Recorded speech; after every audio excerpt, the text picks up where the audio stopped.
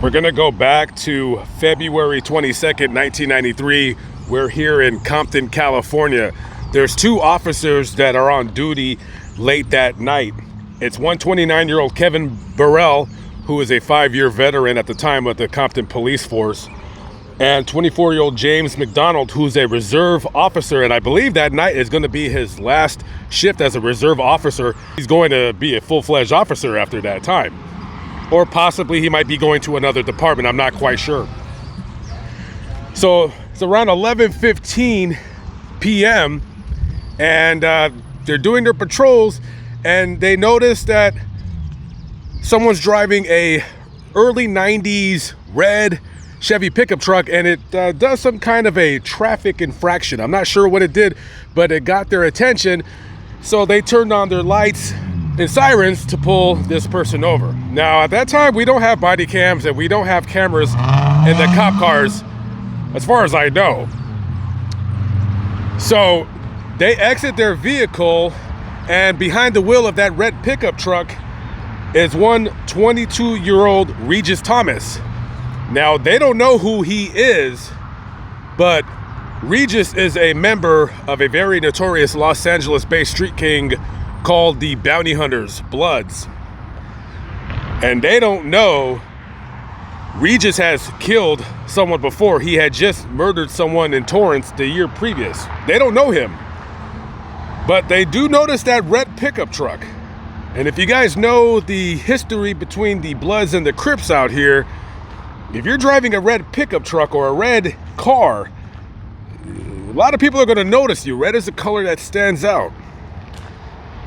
So they pull him over, and all we know is what we know based on possibly someone driving by, a witness.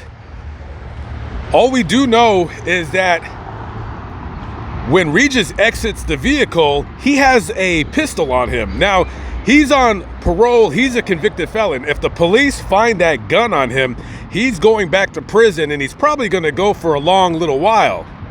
And he's not going to want to go down without a fight. So one thing leads next to another, and he pulls out the gun, and they start struggling. The gun goes off, and immediately he starts shooting them. And as they fall to the ground, according to the autopsy, he stands over each officer, Burrell and McDonald, and fires in their heads. He jumps into his truck and he takes off. Both officers, not only did they not unholster their own weapons, but also their backup weapons. So they were murdered by this guy in cold blood without any warning at all whatsoever. Who would do such a thing to murder two police officers in cold blood? Only a madman, only a lunatic. So Regis would be on the run for about, I think about 6 weeks or so. Eventually, he turned himself in. He actually did it by contacting a local news reporter. Does anybody remember Warren Wilson, the dude from KTLA Channel 5? Well, he got his little 15 minutes of fame because he is the one that Regis turned himself into, and then so he turns himself in. He's charged with the murders, and eventually he's found guilty, and he's sentenced to die via lethal injection. So currently, right now, he sits on San Quentin's death row in California, but it's an execution that's probably never going to happen.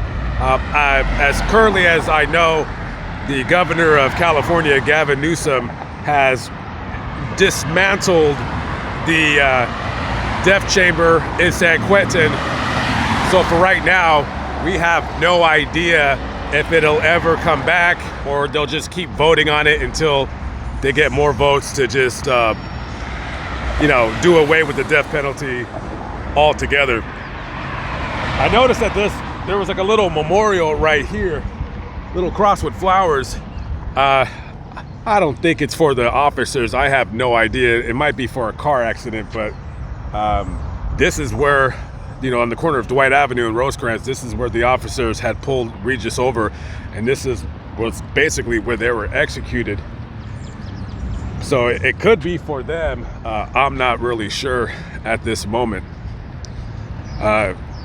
I don't know exactly what year, but the Compton Police Department was dissolved, and now if you're in Compton and you get pulled over by the police, it's been taken over by the Los Angeles County Sheriff's Department.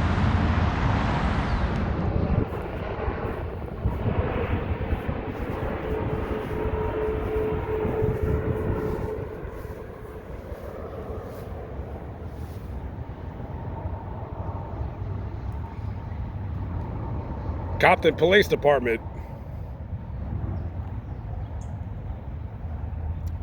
Rest in peace to Officer Kevin Michael Burrell, just a man doing his job, and was tragically cut down for no reason. For no reason.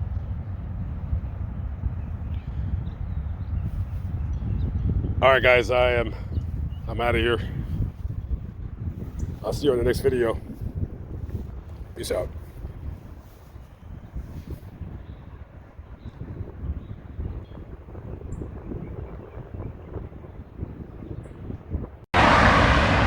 Currently, I'm on the corner of 23rd Street and Chrysler Avenue. I was driving down this street about 3 days ago, and I had passed this billboard right here.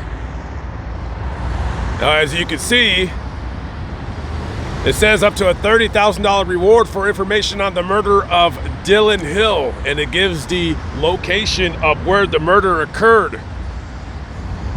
We're gonna go to that location and I'm gonna tell you what happened. We're currently walking on James A. Reed, and that is East 80th Terrace. This is the exact location where on December 11th, 2018, 26-year-old Dylan Hill was fatally shot in his truck. You had some 911 calls coming from around this area right at around 10:45 p.m. and one of the callers said that it sounded like 2 different guns being shot. By the time police came to the scene, there was nothing much that they can do. Dylan was found in his truck, parked somewhere right on that very corner right there.